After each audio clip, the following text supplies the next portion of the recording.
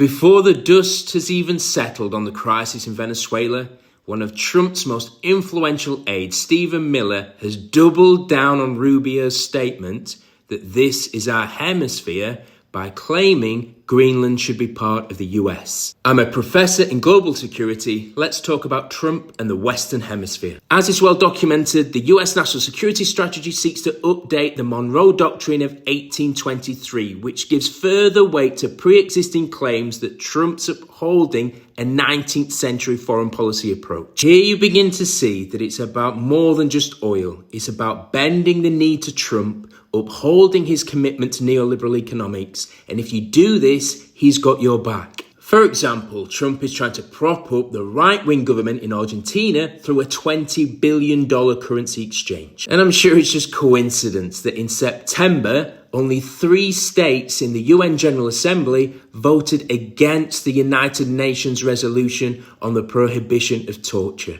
They were, drumroll please, the US, Argentina, and Israel. I can't imagine what connects these states. On the other hand, if you're a left-wing leaning government, the US approach is somewhat different. With regards to Venezuela, we have seen the US manufacture threats, conduct naval blockades, carry out extrajudicial killings, seize oil tankers, and kidnap the president and his wife. Whilst the Venezuela case is profoundly important in and of itself, it strikes me that the US is seeking to sow the seeds of terror. By this I mean that the US is seeking to create a permanent state of insecurity whereby we simply do not know when and where it will strike next. And it's doing this in order to coerce governments around the world to toe the line, as part of which it sends a signal to external actors to get out of the Western Hemisphere. Venezuela was China's most reliable trading partner in the region.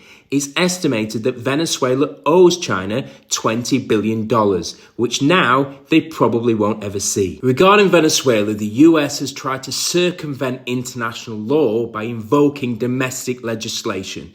And to be frank, I think it's a smart move and they'll get away with it.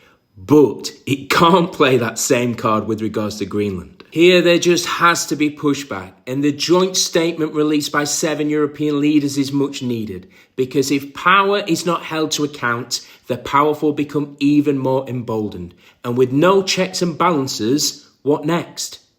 Power corrupts, and absolute power corrupts absolutely.